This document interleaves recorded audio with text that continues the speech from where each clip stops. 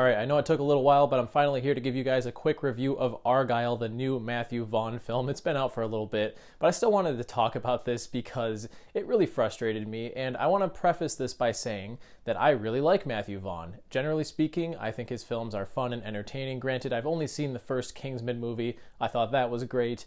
Really enjoyed X-Men First Class. Kick-Ass is quite underrated too. I think it's sort of the archetype for what Deadpool would eventually be. And I wasn't aware of the horrible reception to the ad campaign for this movie. Apparently, a lot of people on the internet just did not respond well to the trailers.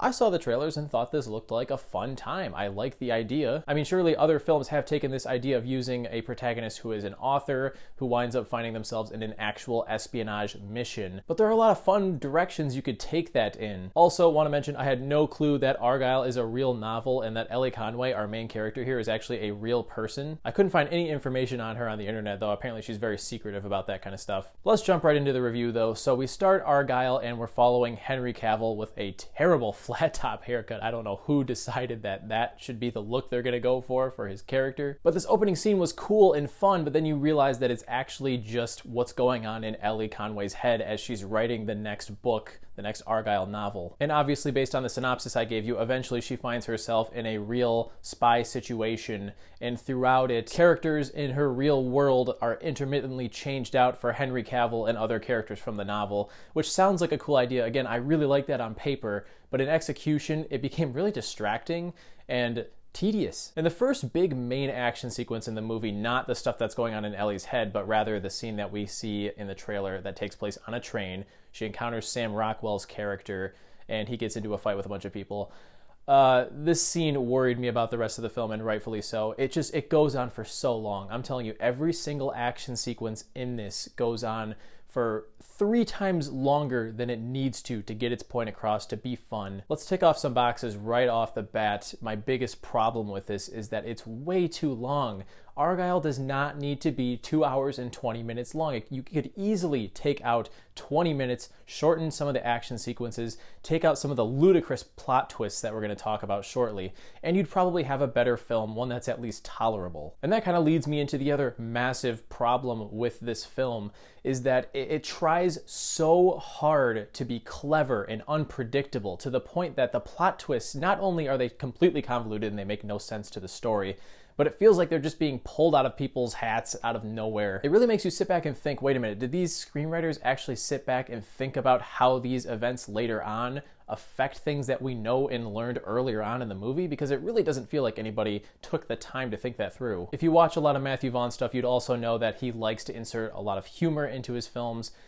This is easily his least funny. There are just so many bits that don't land, and again, they drag them out for longer than they need to be. To give an example, there's a scene where Sam Rockwell clears a room full of bad guys and asks Ellie to stomp on their heads to finish them off as he's doing so, and she's very squeamish about any sort of violence.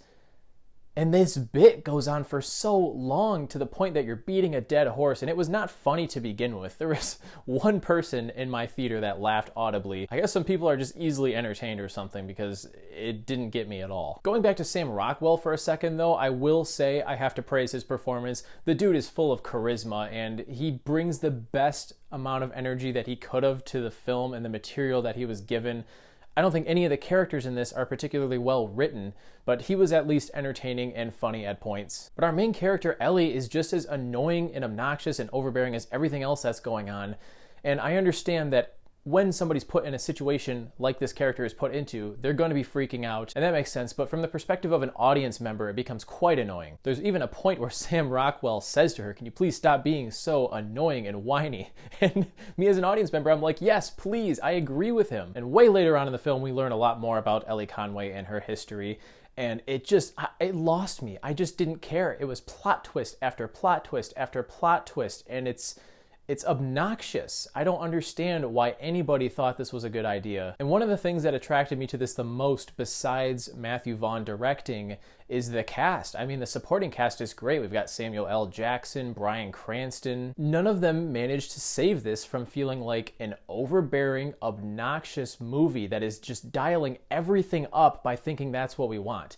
If I had to describe this movie as a whole, I would say it almost feels like something that somebody would make who has zero filmmaking experience and is trying to emulate what people want in a popcorn blockbuster, but completely missing the mark because they're just dialing everything up to such a high level that it becomes truly unbearable. I mean, the third act in this drags on for so long, and I know I'm saying the same thing over and over again, but that's basically what Argylle does throughout the entire movie as well. And to tack on one more negative, the special effects in this do not look good at all, particularly in a couple of select sequences. In the third act, there's this action sequence that is very dance-like, but it involves a lot of shooting and purple and orange smoke everywhere, and it just looks so digital and fake. I wish I could be more positive about this, and I'll give it a little bit of credit for having some originality in some of its twists, but it needed to dial that back in order to truly make any of them work, and it just tries way too hard. That's